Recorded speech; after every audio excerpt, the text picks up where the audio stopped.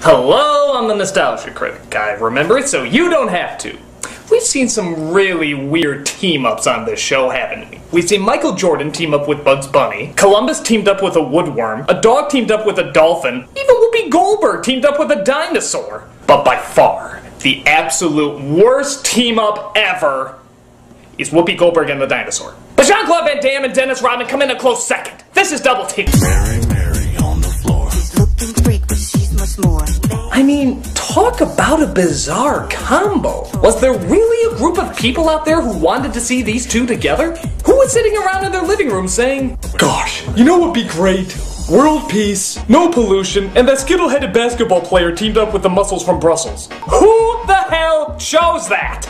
Did you? My mind is totally blank. I didn't choose anything!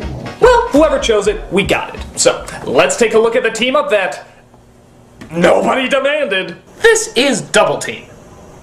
So we start off with a quiet opening. For a monster truck rally.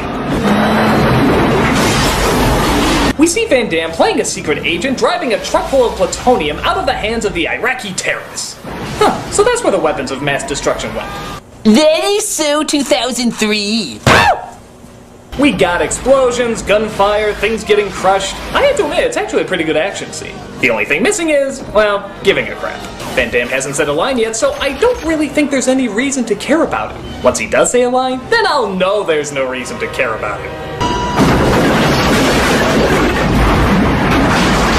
So, I can't wait to see what significance this has on the plot, or it was 100% pointless. 3 years later, that scene never gets mentioned again, so as usual, we're not supposed to give a Van Damme about it.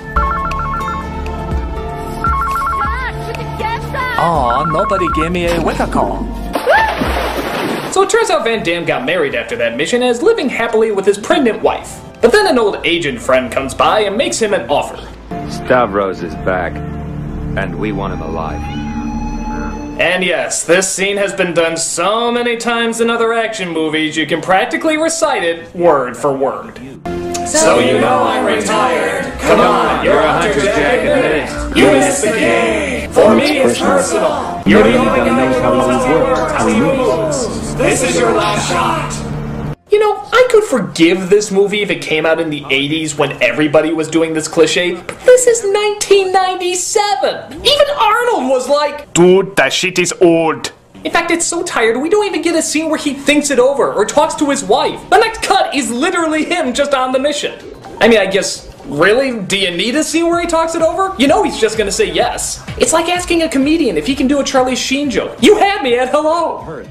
Move the seat up. It's a little tight in the rear. But it turns out our bad guy, played by Mickey Rourke, after 9.5 weeks, but before Sin City, so tough times. He's holding a gun to the agent friend after he got Van Damme on the assignment. By the way, I left you a present. Oh! What? Did he just lock himself inside the car? What kind of dumbass agent is this? Oh yeah, he's not looking back at the explosion because he just assumes the guy got out of the car. What's to look back at? It's not like he'd be stupid enough to not know how to open a door. No wonder they need Van Damme back. Half these agents can't even get past child-proof safety devices. Cut to Antwerp where Van Damme enters into a cross-dressing bar. Why is it I get the feeling this is where we're gonna see Rodman? What a shock. Who does your hair? Siegfried or Roy? Well, this has been fun. It turns out Rodman is the weapons man that Van Damme is supposed to meet up with. Well, at least he doesn't dress, act, look, or hang out in any place that would be the least bit suspicious. Who's that? Rudolph?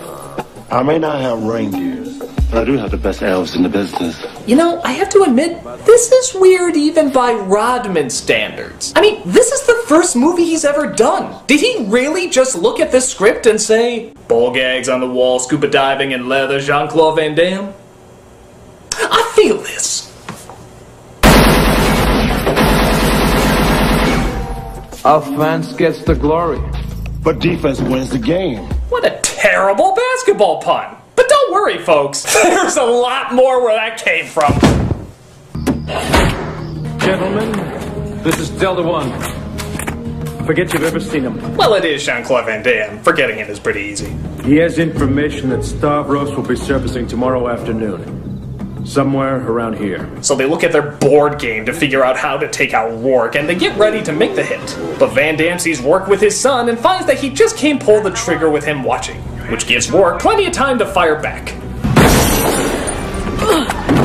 So both Van Damme's men and Rourke's men start firing at each other.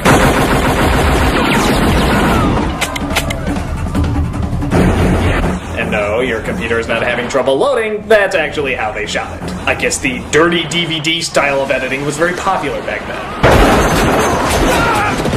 So it turns out Rourke's kid gets shot, and naturally, this really pisses him off. Really? He's firing while on one of the rides?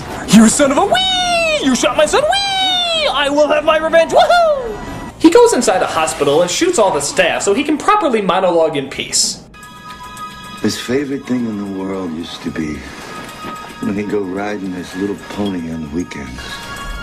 Little horse gonna miss my boy. Can you speak a little louder? I can't hear your pretentiousness when you whisper. My little boy was 6 years old, mister.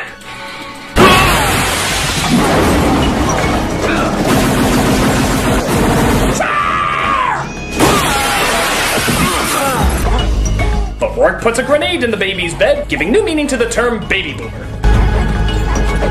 Oh geez, I'm sorry if you weren't dead.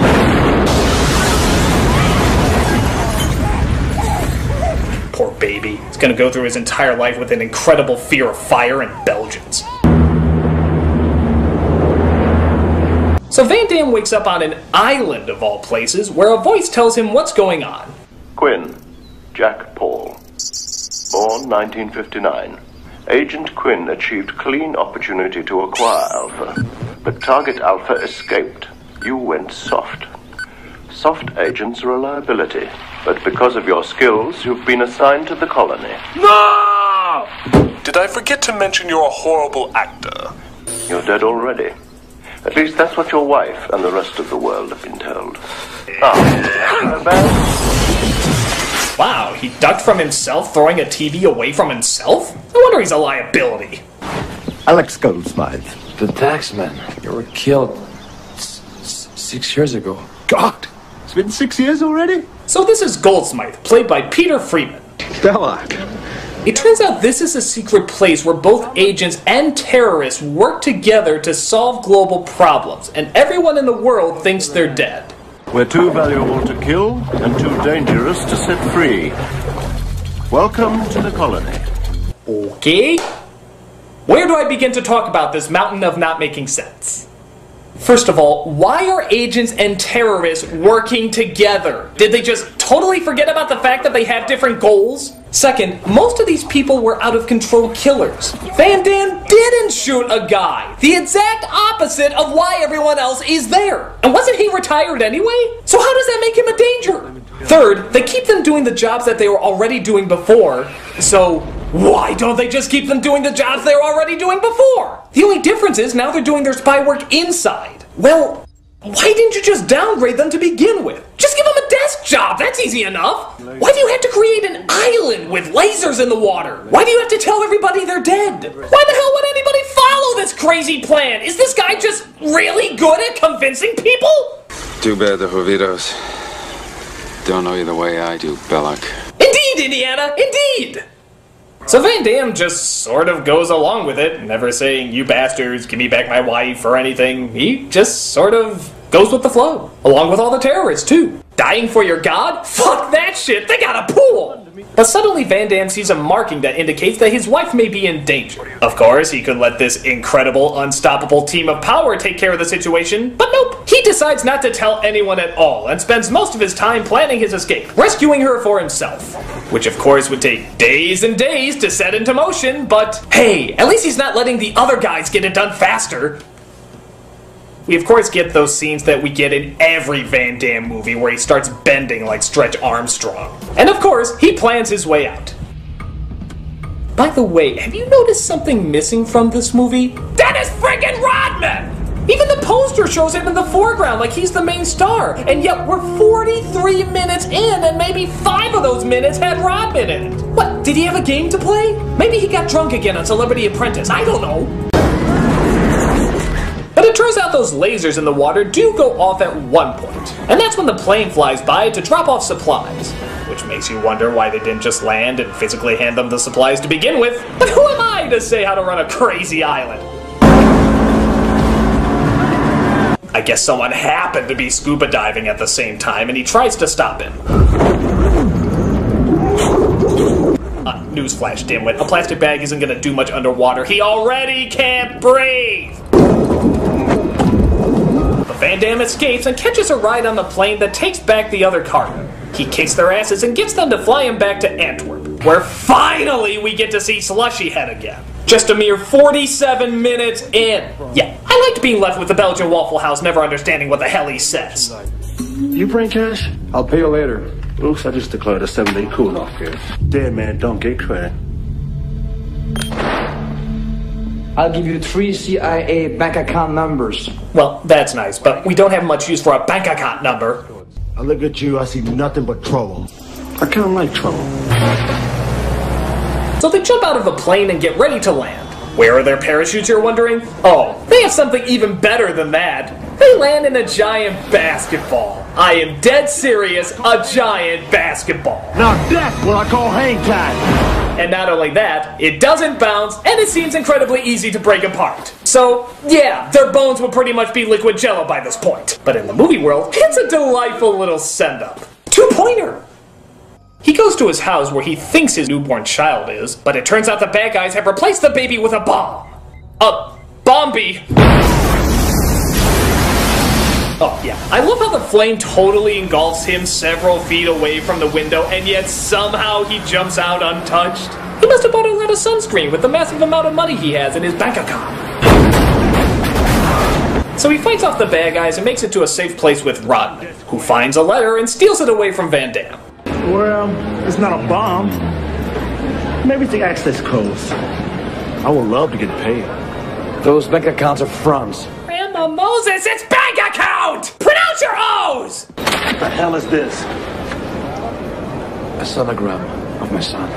We find that Rourke befriends Van Damme's wife without anybody recognizing who he is, and he helps take care of her during her pregnancy. Stavros has my boy. You go back to Antwerp. I'll get you money. I pay my debts. You pay your tits? I pay my debts. Next you'll be telling me I am the law! Why didn't you tell me this before? What do you care? You always play defense, right? It's time to get off the bench. The best defense is a strong offense. Well, he has been out of this movie for a bit. I guess he had to make up for it with 3 basketball puns in a row. Taking you to the hospital, you'll be safer there. So Van Damme dresses up like a John Lennon Pauly Shore pancake and tries to sneak up on Rourke. Quinn, no, that's what he wants! Catherine!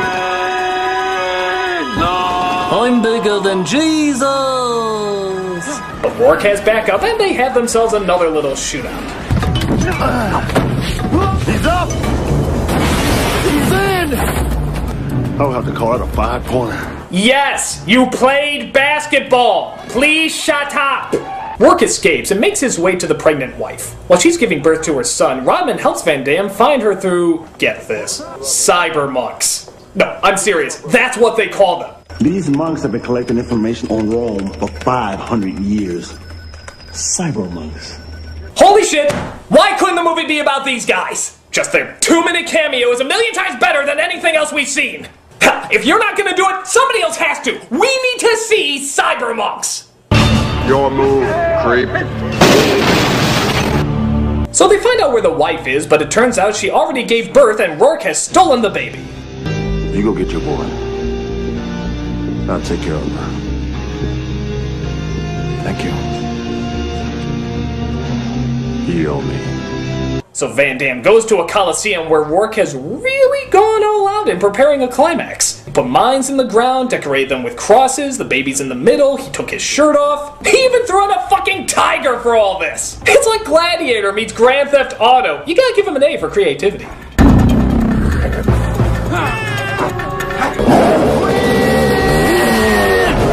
Yeah, way to look after my wife, liar.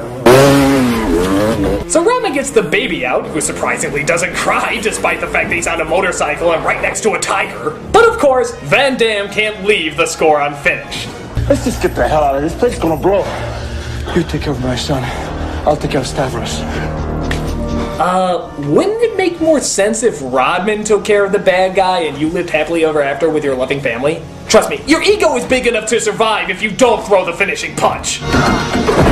So Van Damme and Rourke have a martial arts fight, stepping carefully not to hit any of the mines. But again, Rodman doesn't do what he said he would do. He comes back to help Van Damme, just leaving the baby on the fucking ground. It's just a tiger-infested, heavily explosive coliseum of death. It's just like a Chuck E. Cheese. But thankfully, Balak comes to save the baby, and we see Rourke has messed up and stepped on one of the mines. Once he takes his foot off, he goes up in smoke.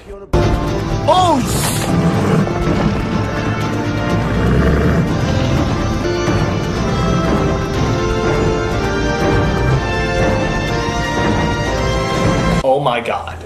We have Mickey Rourke on a mine, in the middle of a minefield, with a ferocious tiger, in a coliseum with Jean-Claude Van Damme, Dennis Rodman, Balak, and a baby in a basket. If this does not deliver the most fucking epic imagery I have ever seen in my entire life, I have lost all hope in mankind. Let's see what happens.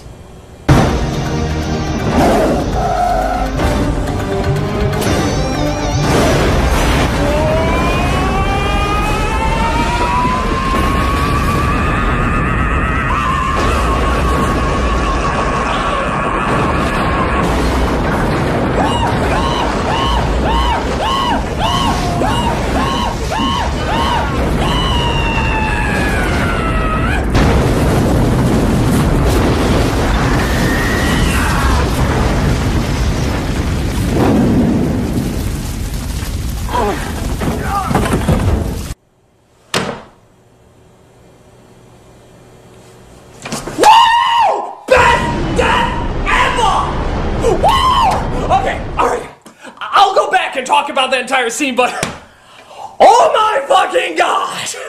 First of all, look at Mickey Rourke's face. He just knows that if he's gonna go out, he has to go out with a fucking tiger eating him while he's being blown up alive. Clearly, there's no other option. Well, I may as well give them what they want. Second, we have a whole coliseum going up in flames, and yet they still manage to get their product placements in there. Hell, they're literally throwing them at us. Third, with all these explosions and all this fire, it's hiding behind a Coke machine that saves the day. That's a new one. Okay, I'm not usually aware when I'm starting an internet meme, but by God, this has to be an internet meme. It is far too good. Okay, there was jumping the shark, nuking the fridge. Ladies and gentlemen, this is frying the Coke. This is the ultimate in awesomely and laughably implausible.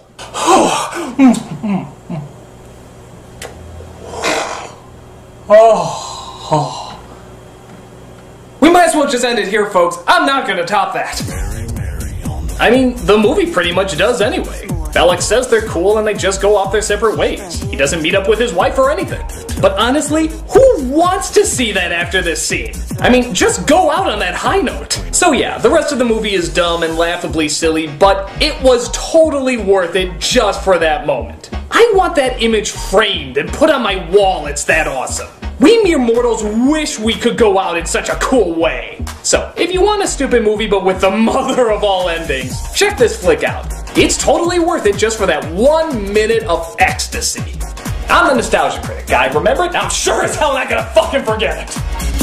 Mary on the floor. She's looking freak, but she's much more. Beige chic, fun chic. She's the head of state patrol. Head to toe. My shade of peach. That's the secret she likes to keep. She likes the boys, think they're cool. But between her legs are the family jewels.